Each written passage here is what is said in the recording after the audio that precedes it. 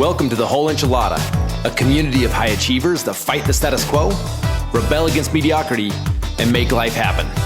Let's go. Hey, Enchilada Nation, excited for a conversation today. I always come excited to talk about something that's been sitting on my mind and it's been stewing. So I'm excited to talk a little bit about something that I think all of us need a little bit more of. And I think this is something that a lot of us think we have, but we need to check ourselves to ask ourselves, we may have had it historically, but do we have it today? And this thing that we need more of, I think, is the missing element for a lot of us right now, because we tend to think historically on what made us successful yesterday should also make us successful today. And if it's not yielding the same result, we need to be asking ourselves the question. And sometimes we get caught in this trap of, I need more shiny tools. I need to spend more money. I need to do all these things, when sometimes that is not the answer. There is sometimes that we need to reanalyze our tools and our leverage and things like that. I think there's some value in that. But if you continually do that and continue to look outward for the solution, sometimes the solution is sitting inside of you and you just need to tap into it. And the topic today that I want to talk about is grit. Now, I love the idea of grit, and a lot of times we get that confused with effort. And I want to talk a little bit about the difference between the two of them today.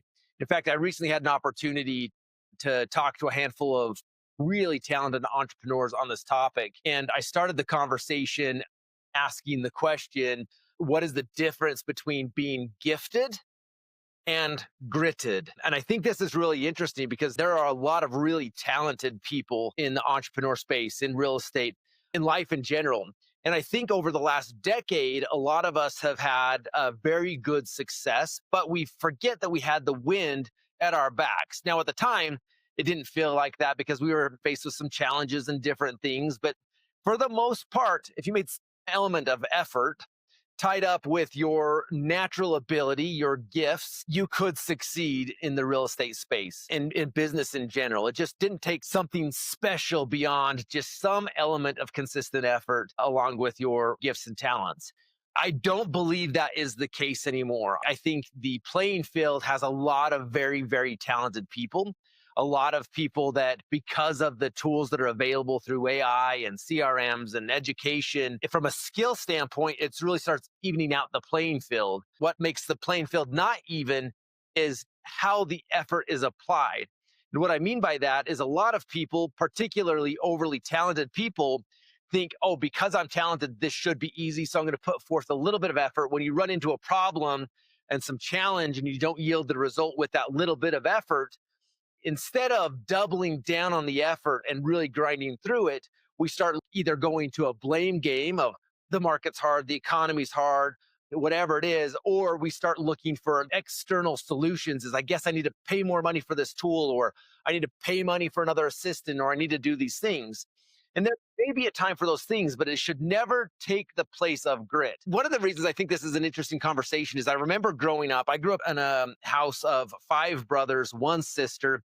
And I will tell you, there was a lot of sports going on at my house. In fact, it got to a point where we had this one room of our house that had nothing but trophies in it. And if you walked in there and you looked at all of these trophies, from Little League Baseball to soccer to hockey or whatever it was, you see a whole myriad of trophies. And I will tell you, the one person's name you never saw a trophy on, or very rarely saw a trophy on, was mine. Now, this was back in the day before they just give trophies to everyone for participation. You actually had to earn the trophies. And it seemed like the teams that I was always on would always come up in 3rd or 2nd place and never get that trophy. But my brothers were just so naturally talented in sports and tended to be on teams that were getting the trophies, that were winning the games.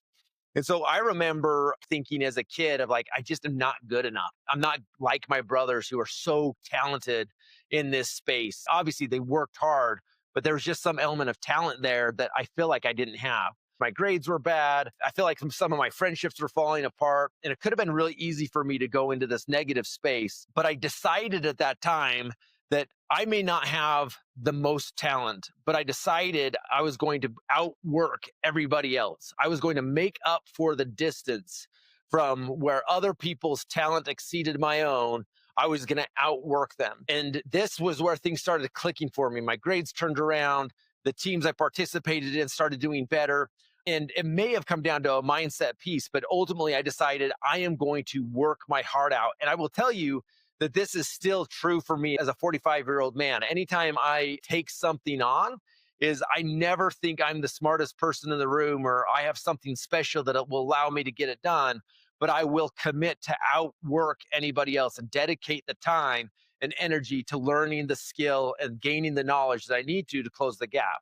So let's talk a little bit about what grit is and how that shows up. This actually shows up in my personal mission vision statement as well. I've shared that with a lot of you over time, but there's one line of my personal mission vision statement that says the most difficult tasks yield the most valuable lessons. And this is one of the reasons I love doing really challenging things. It's not that I love the grinding out the long hikes and runs. It's not that I love getting up and getting on the jujitsu mats early in the morning or late into the evening after a hard day's work and fighting these guys that are 20 years younger than me and have a lot more energy than me. It's what I learn about myself through it. Almost always, my sentiment and excitement about doing it beforehand is way lower than how I feel energized and excited and proud of myself on the backside of it. So, a lot of the conversation today is based on a book by Angela Duckworth called Grit. I thought it was really interesting that somebody actually put some context around what grit is other than just telling people like you got to grind it out. I think there's some interesting things here. So in the book, she defines grit as the combination of passion and perseverance for long-term goals. I thought it was interesting. There was two sides to this definition. It's a combination of two things, passion and perseverance, almost as if you can't really grind or apply grit over a long period of time without a combination of both of these two things. If you just have one, then you probably aren't going to be able to grind it out. You're going to burn out. And I hear this a lot right now, people feeling like I'm burnt out. I just feel done. And that is when you have to be able to tap into your grit bank account. When you're not feeling burnt out and things are easy, you're putting grit by the wayside. You don't really need it. There's no reason to tap into it. There's no reason to be gritty in that moment because things are going well. It's in that moment of thinking like, man, things just feel sticky. Things just aren't going my way. This is where you have to tap into grit. I talk about having a grit bank account, that if you haven't done specific things to build grit, it's not like it magically appears inside of you in that moment when you need it to say, I guess I need to be a gritty person. Let me just decide to be it. So you actually have to build that up. So we'll talk about some ideas on how to build and fill your grit bank account, because when you do tap into it, just like you do your actual money bank account, when you reach in there to use some of the money, it's gone. And so you have to replenish that. And so it's the same thing with this grit bank account is you have to build it in the times that are easy so that in the times that are hard, you've got ample deposits of grit to lean on. So let's break this down a little bit more, just understand what she means by the definition of grit is a combination of passion and perseverance for long-term goals. Number one, let's talk about passion as it relates to grit. So there are times that I have done things that I absolutely did not want to do. I was able to work hard at them for a period of time. If my interest level wasn't there, if it wasn't something that I was excited about the end result of the application of my energy, at some point I'm probably going to back off of that. Think about perhaps earlier on in your career when you start one job and you work hard on that job, you may have been the hardest worker there, but if you didn't see a pathway through that career path to your ideal future self, you may have said, yes, I could continue to grind this out for the next 40 years and retire here, but I don't want the next 20 years just to be miserable for me working through this and grinding it out because I'm not passionate about it. Could I take that grit and grind and go into a field where I am passionate about it and excited about it? You're still going to grind it out, but if you're grinding on something that you're excited about, it significantly changes your ability to show up the next day to grind it out again. So let's talk about passion for a second. This is your ongoing interest, curiosity, staying power. It's like a deep fascination. What are you curious about? What are you learning about? Do you find yourself really drawn into asking questions about it? This could apply to business or on a personal level, your personal health. Are you curious how your body works? Are you curious how this specific diet or health regime, or how your body reacts to a weight workout versus a long hike or something like that. Some element of curiosity around it, to me, is an expression of passion. I am so intrigued and interested in this. One of my big passions right now is music. I just have fallen in love with playing the guitar, and I've gone down this whole path of music theory. It sometimes drives my family nuts because if I have a few spare moments here or there, instead of scrolling on Facebook, I've got music theory YouTube videos going because I'm trying to understand how these notes connect with each other and what notes make sense with what chords and chord progressions and things like that. And I'm just fascinated by it. To ask yourself, in relation to your goals, did you make the goals from an external standpoint of what you just would like to accomplish or feel obligated to accomplish, or you happen to be in that field, so you must accomplish it? Or do you have a really sincere passion around it? The second piece of that definition is perseverance. This is your ability to apply effort over time and your determination to do so. And I think this is really interesting because I see people when they're putting their goals together. I do a lot of coaching, a lot of business planning, a lot of consulting. And in the moment of the consultation, in the moment of setting the goal, looking at a piece of paper in a confined environment, everyone feels like they have the energy to go make it happen. And generally speaking, for the first day, 2 days, 1 week, 2 weeks, 1 month, maybe into month two, they do have the effort, but they're tapping into the easy effort, the thinking through, like, if I do this, it should just naturally happen. What they don't anticipate, and it always comes, no matter what, there's always going to be friction, plateaus, obstacles that are not sitting in that beautiful piece of paper where you just wrote your goals down. Now, you can do your best to anticipate them, and that's part of the goal setting process. We call that sweeping for minds. But you really can't foresee all of the plateaus, the obstacles, the changes, the way the economy is going to move, all of those things.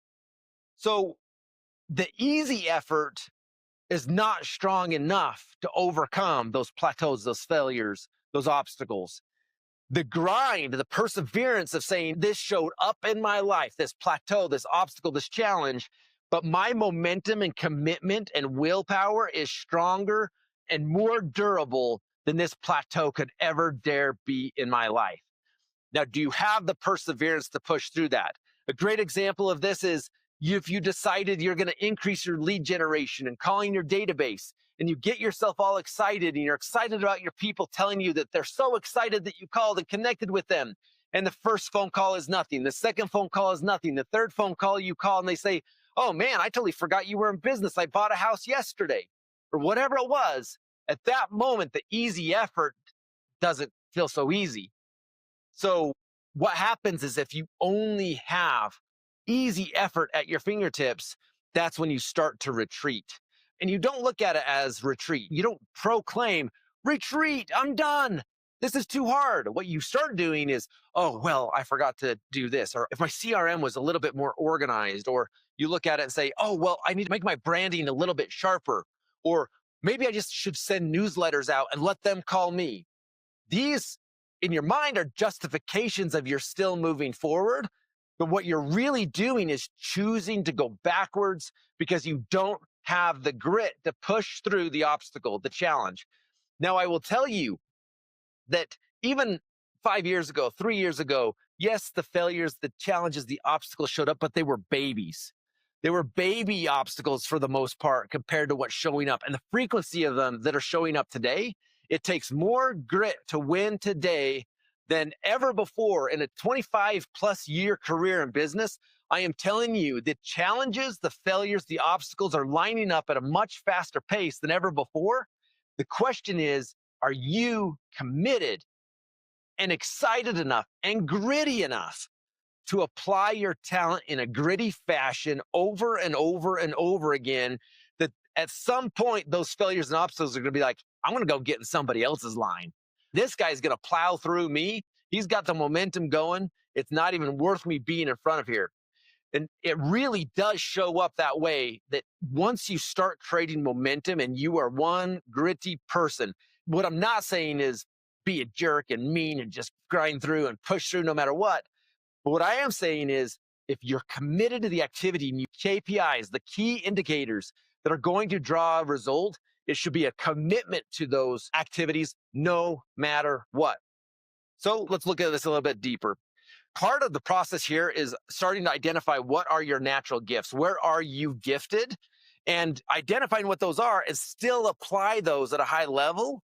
But sometimes understanding where you're overly gifted helps you understand where maybe you're not as gifted and extra effort is going to be needed.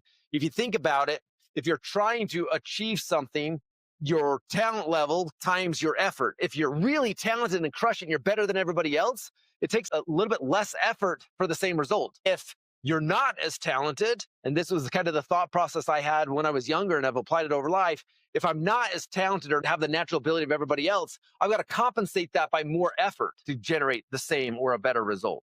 An example of this is, let's say that you're just a naturally gifted communicator. You make friends really easily. A lot of people get into sales and business because they're people person. I'm a people person. I like to connect with people. I like to ask them questions. Maybe that's really natural for you. But then on the other side of that, that alone doesn't generate the result. Having a relationship with someone doesn't generate the result. It used to. It used to be that if someone liked you and you liked them, it was easy to make the choice to do business together. But being a friend to somebody and in a relationship with someone doesn't necessarily mean they see enough value in what you bring to the table for them to hire you for the transaction. They have more options than ever before. And it really comes down to value over relationship. But the magical solution is relationship plus value, or even it's probably in the other order. Value plus relationship is the magic sauce. So if you're a natural communicator, you could look at that and say, I'm just really good with people.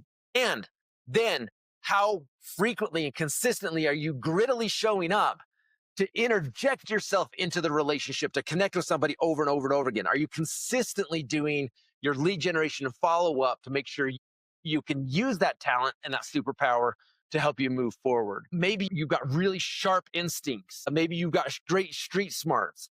That's great, but that's reactive. How are your habits in relation to that? Maybe your strength is, I just really have great street smarts and natural instincts. How are your habits? Maybe your habits are your weak spot. A habit is grit. When you do something over and over and over again, and it's a habit for you where the habit will take over what you naturally want to do, that is grit applied over and over and over again. In the book, there's what she calls 4 psychologies of assets in relationship to grit. We've already talked about a couple of them. I just want to touch on them really briefly. Number 1 is interests. That's your passion again.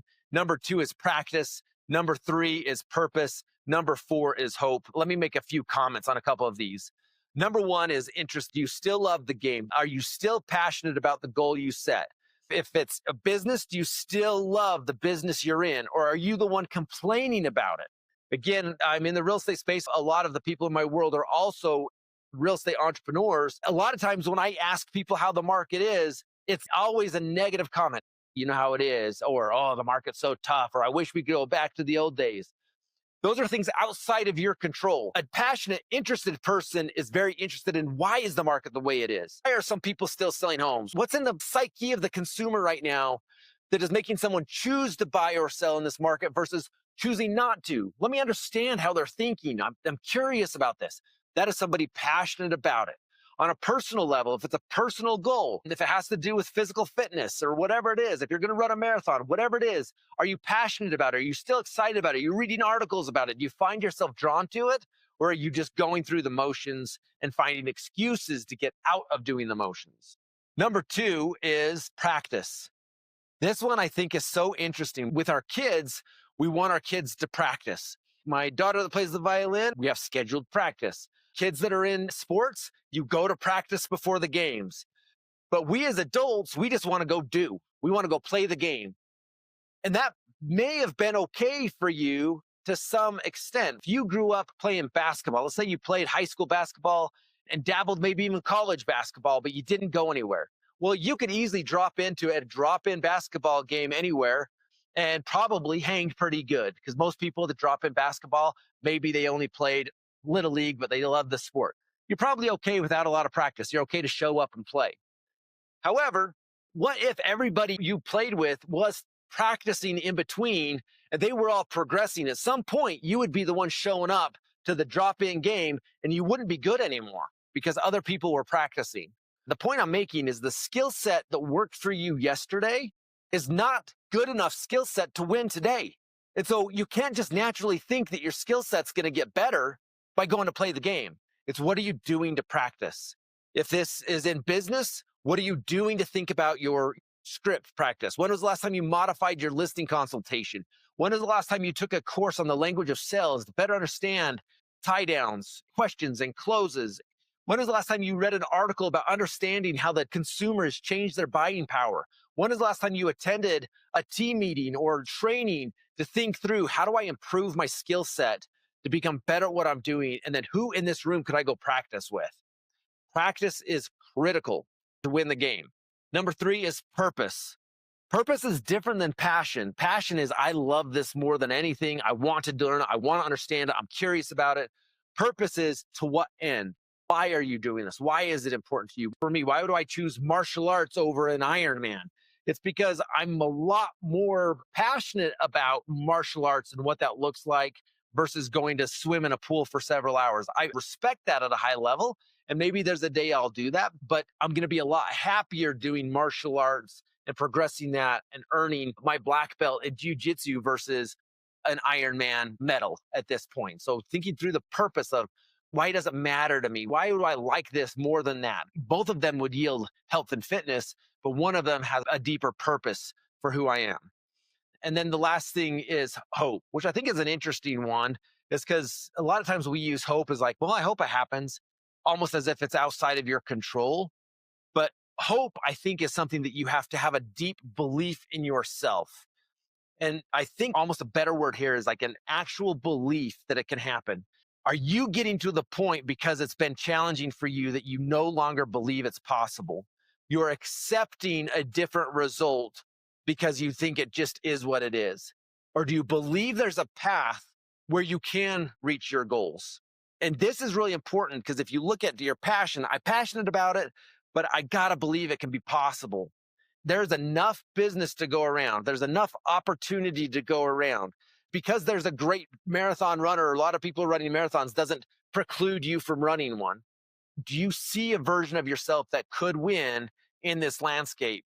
And those things coupled together are what make it possible for you to drive forward. So to wrap up this conversation, and I touched on it briefly, these are called the effort equations. You look at your talent level, and then you got to say, what effort do I need to put in to acquire the skills needed to win in this market? Now, notice none of those are actually about achievement, actually hitting the goal. It starts with saying, what are my talents? What efforts can I put forward to hit the skills that I need? I need to acquire the skills first. I would also say this could be skills, this could be knowledge. What do I need to gain? What do I need to understand before I can move to the second equation? So the second equation is skill times effort. Notice both those equations have effort in it. They both take effort. But what I need to do first is increase my skill set and knowledge so that the second equation of skill that I just increased, I've increased and compounded the power of that skill set now times effort. Now I'm going to put my effort into actually applying that skill. I need to put forth effort first to acquire the skill and the knowledge. Then once I acquire the skill and knowledge, then I move into applying effort into the application of that skill and knowledge. And that's where achievement shows up. If we skip the first step and take old skill sets, old knowledge, and we don't have enough grit and effort, it won't yield a result. So that's why we have to put some effort into increasing the skills and knowledge now. So when we move to the second equation of saying, now I've increased and compounded the power of my skill set, my knowledge, I still have to be one gritty SOB and put forth a monster amount of effort. But because my skill set and knowledge is higher, I've significantly increased the chance at my achievement, what I've hoped for, what I set out to do. So my friends, I want to wrap up with this thought. What does your grit bank account look like? And don't oversell yourself to be like, well, I played high school football 20 years ago and man, we did hell week and had to do 2-a-days. So I'm gritty. That might have made you gritty for that season, And maybe you guys took state. Congratulations. Maybe you wear your state ring still or your Letterman jacket. Congratulations. But that grit that you earned 20 years ago is insignificant today, except for one thing, knowing that you did it before. It might give you the courage and the confidence and the hope that you could do it again. But what is your version of Hell Week today that you need to go build grit in your bank account so that you can tap into it and apply it towards your goals? This is picking stupid little things. It could be as simple as saying, you know what, I've gotten a habit of sleeping in. By saying, I'm going to wake up 30 minutes earlier tomorrow and read a book, that's an application of grit. I'm not saying you've got to go hike Mount Everest to build grit. I'm saying pick something that you're currently not doing that is a challenge to you and do it. Start small. After you wake up 30 minutes earlier for a week, guess what? That's going to be easy. Doing so again because it's a habit is a smaller deposit to your bank account. Pick the next thing. Maybe it's, I'm going to have 5 real estate related conversations a day and then build on that. Whatever it is, pick something to start building your grit bank account. Stay gritty, my friends. And don't forget, go live life on your terms.